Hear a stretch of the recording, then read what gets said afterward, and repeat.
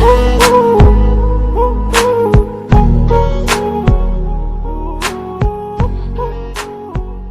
Today's topic metallurgy, धातु कर्म। तो आप ये जो हमारा जो मेन टॉपिक है उसका नाम है धातु एवं धातु कर्म।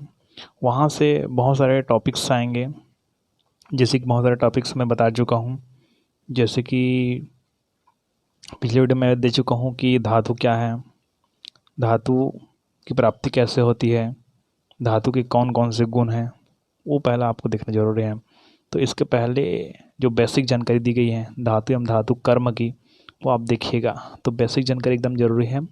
तो उस वीडियो को देखने के लिए जो नीचे डिस्क्रिप्शन बॉक्स है, नीचे डिस्क्रिप्शन का चिन्ह होता है, उसको टच करिएगा। वहाँ से आपको लिंक मिल जाएगा और उस लिंक में जाकर आप धातु एवं धातु कर्म का बेसिक नॉलेज लीजिएगा।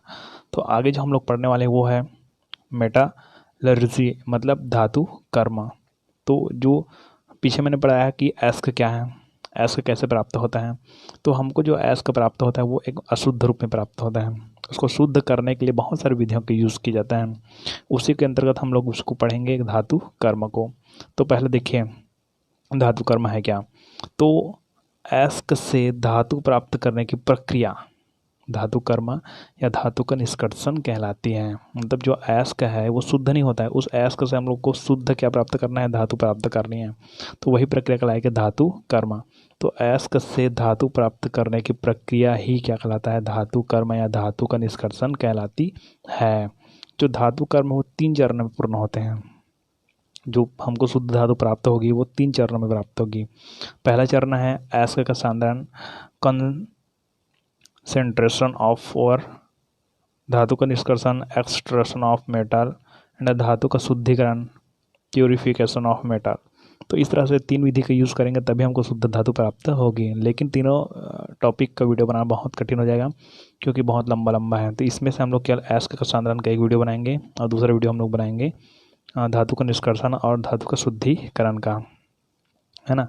तो अभी हम लोग चलते हैं धातु कर्म का पहला टॉपिक, पहला पॉइंट एस्क का सांद्रण, है ना।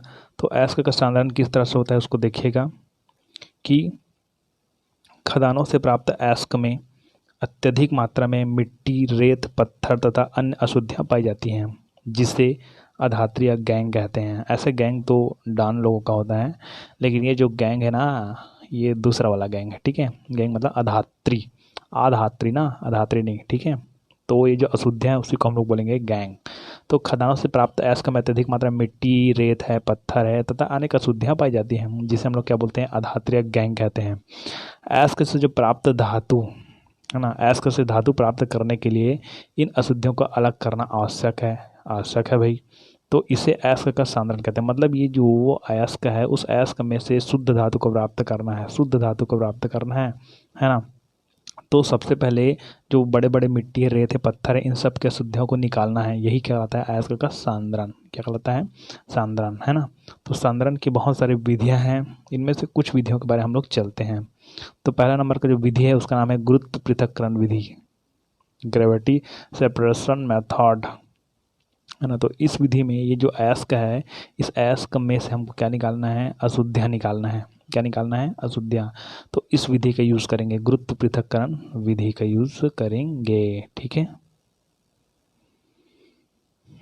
चलिए देखिए, तो जब एस्क तथा अधात्री के आपेक्षिक घनत्वों में अंतर होता है, मतलब जो एस्क है और अधात्री मतलब जो अशुद्धियाँ हैं, इनके जो घनत्व है, कई किसी घनत्व ज़्यादा होता है, किसी का घनत्व कम होता है ना। तो कम और ज़्यादा घनत्व होने के कारण इसको निकालना एकदम सरल हो जाता है।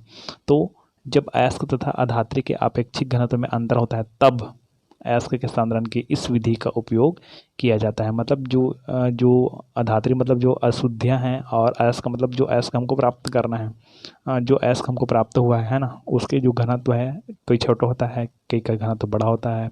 अशुद्धियों का घनत्व छोटा होता है तो कई अशुद्धियों का घनत्व बड़ा होता है। इसको घनत्व के आधार पर छोटे वाले छोटे तरफ जाएंगे स्टेप से, है ना। तो क्या होता है कि जब एस्क तथा अधात्री के आपेक्षिक घनत्व में अंतर होता है तब एस्क के सांद्रण की इस विधि का उपयोग किया जाता है। इस विधि में एस्क को बारीक पीस दिया जाता है। यहाँ पर ऐस को क्या कर दिया जाता है, बारीक क्या कर दिया जाता है, पीस दिया जाता है।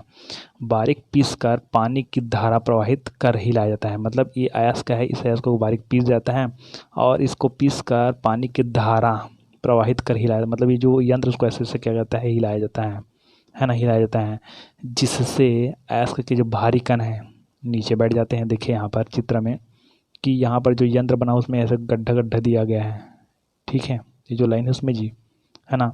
तो जिससे अयस्क के भारी कण है, यहाँ पर ये जो कण दिखाई दे रहा है छोटा छोटा, है ना, भारी कण है, वो भारी कण नीचे बैठ जाते हैं और असिद्धियाँ ऊपर तैरने, तो पानी के ऊपर में से तैरने लगती हैं, है ना, जिन्हें अलग कर लिया जाता है, अथवा ये पानी की धारा के साथ क्या होते हैं, बहकर अलग हो जाते हैं, बहकर क्या हो जाते हैं, अलग हो जाते हैं, है ना। प्रायः कार्बोनेट तथा ऑक्साइड, कार्बोनेट और क्या है, ऑक्साइड अयस्कों के सांद्रण के लिए इस विधि का यूज किया जाता है ना। हेमेटाइट अयस्कों का सांद्रण भी इसी विधि से किया जाता है। तो ये गुरुत्व पृथक्करण विधि, ठीक है। अब गुरुत्व पृथक्करण विधि के हम लोग आगे हम लोग पढ़ेंगे और अन्य विधियां हैं, ठीक है। तो देखिए,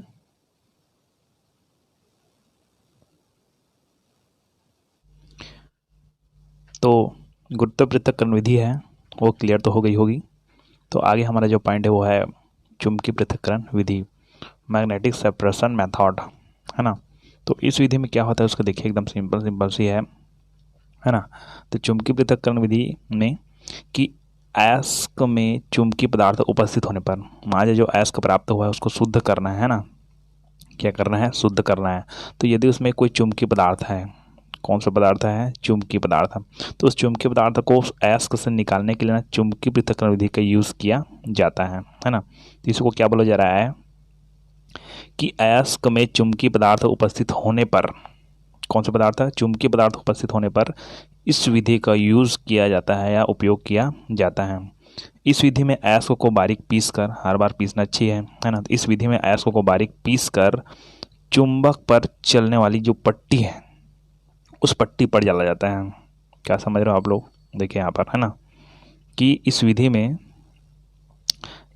में अयस्क को बारीक पीस कर, यहाँ अयस्क को यहाँ पर पीस दिया गया है, अयस्क को बारीक पीस कर चुंबक, ये जो दिख रहा है ये चुंबक है, ये क्या है, चुंबक, चुंबक पर चलने वाली जो पट्टी है, ये ऊपर में लिखा हुआ है, ये जो लगा हुआ है ये इसको पट्टी है, क्या है, पट्टी। तो इस विधि में अयस्क को बारीक पीस कर चुंबक पर चलने वाली, इस चुंबक पर चलने वाली पट्टे में डाल दी जाती है। तो इस विधि में अयस्क को बारीक पीस कर चुंबक पर चलने वाली रबड़ के पट्टे पर डाल दिया जाता है। अचुंबकीय पदार्थ पट्टे के ऊर्ध्वाधर होते गिर जाते हैं। यहाँ पर देखिए अयस्क यहाँ से आ रहा है ना, तो यहाँ पर चुंबकीय पदार्थ भी है और अचुंबकीय पदार्थ भी है। तो आगे क्या बोला जा रहा है कि अचुंबकीय पदार्थ पट्टे के ऊर्ध्वाधर होते ही, पट्टे मतलब इधर जाती है, ये सीधा हो जाती है, पट्टे ऊर्ध्वाधर होते ही नीचे गिर जाते हैं, नीचे क्या जाते हैं, गिर जाते हैं। परंतु चुंबकीय पदार्थ पट्टे पर तब तक चिपके रहते हैं जब तक कि वह चुंबक के प्रभाव से बाहर नहीं हो जाता। मतलब क्या हो रहा है कि ये अनुचुंबकीय पदार्थ है वो तो नीचे गिर जाते हैं, लेकिन चुंबकीय पदार्थ है चिपके रहते हैं और इतना दूर तक जाते हैं। और ये जब यहाँ पर संपर्क टूट जाता है, यहाँ पर पट्टे का संपर्क चुंबक से टूट जाता है, तो इसी स्थिति में चुंबकीय पदार्थ इसे नीचे गिर जाती है। तो अलग हो गया ना चुंबकीय पदार्थ और अचुंबकीय पदार्थ, है ना। तो इसी को बताया जा रहा है कि अचुंबकीय पदार्थ पट्टे के ऊर्ध्वाधर होते ही नीचे गिर जाते हैं, परंतु चुंबकीय पदार्थ पट्टे पर तब तक चिपके रहते हैं जब तक कि वह चुंबक के प्रभाव से बाहर नहीं हो जाते हैं। इस प्रकार दो ढेर मिलते हैं, है ना, एक चुंबकीय पदार्थ का और दूसरा अचुंबकीय पदार्थ का। इस विधि का यूज़ है वहाँ टीन के अयस्क में उपस्थित चुंबकीय पदार्थ अशुद्धियों को पृथक करने के लिए किया जाता है। यह है आपका चुंबकीय। चलिए आगे का जो पॉइंट आता है वो है झाग उत्प्लावन विधि, फ्रॉथ फ्लोटेशन प्रोसेस। तो हम लोग जो जितने भी पढ़ रहे हैं वो किसके लिए पढ़ रहे हैं, हम लोग पढ़ रहे हैं जो धातु का जो अयस्क है उस अयस्क का क्या पढ़ रहे हैं, सांद्रण के लिए पढ़ रहे हैं। 3 विधि हो गया, ये तीसरा विधि देखिए। तो झाग उत्प्लावन विधि, इस विधि में क्या होता है देखिए, तो सल्फाइड अयस्क के सांद्रण के लिए इस विधि का उपयोग किया जाता है। जो सल्फाइड्स है ना, जैसे कि उसको याद रखना है, जैसे गुरुत्वाकर्षण पृथक्करण विधि किसके लिए करते हैं, गुरुत्व पृथक्करण विधि वो कार्बोनेट और ऑक्साइड अयस्क के सांद्रण के लिए करते हैं। चुंबकीय पृथक्करण विधि का यूज टीन के अयस्क के लिए करते हैं। उसी तरह झाग उत्प्लावन विधि का यूज किसके लिए करते हैं, सल्फाइड अयस्क के सांद्रण के लिए करते हैं। इस विधि में बारीक पीसे सल्फाइड अयस्क में पाइन तेल डाला जाता है तथा जल मिलाकर उसे अधिक दाब पर वायु प्रवाहित की जाती है। अब यहाँ पर क्या बोला जा रहा है, देखिए चित्र में कि इस विधि में बारीक पीसे हुए सल्फाइड अयस्क में, यहाँ पर बारीक पीसे हुए क्या है, सल्फाइड अयस्क है। सल्फाइड अयस्क में पाइन तेल डाल देते हैं, क्या डाल देते हैं, पाइन तेल डाल देते हैं तथा जल मिलाकर उसमें अधिक दाब पर क्या प्रवाहित कर देती है, वायु प्रवाहित की जाती है। उसमें अधिक दाब पर वायु प्रवाहित की जाती है, जिस कारण झाग उत्पन्न होता है। क्या उत्पन्न होता है, झाग उत्पन्न होता है ना। अब आगे का पॉइंट देखिए, आगे का पॉइंट क्या होता है कि झाग उत्पन्न हो जाता है, यहाँ तक क्लियर हो गया। सल्फाइड अयस्क के कणों पर, जो सल्फाइड अयस्क यहाँ पर जो कण प्राप्त होते हैं, ऊपर से डाले हैं हम लोग अयस्क को डाले हैं ना, ठीक है। और अयस्क हम क्या क्या मिलाए हैं, एक तो पाइन तेल मिलाए हैं और क्या मिलाए हैं, जल। ओके, अब क्या होता है कि सल्फाइड अयस्क के कणों पर, जो सल्फाइड अयस्क के छोटे छोटे क्या होते हैं, कण होते हैं हमारे, ये सल्फाइड अयस्क का कण है। तो सल्फाइड अयस्क के कणों पर तेल की एक परत बन जाती है। तेल की क्या बन जाती है, परत।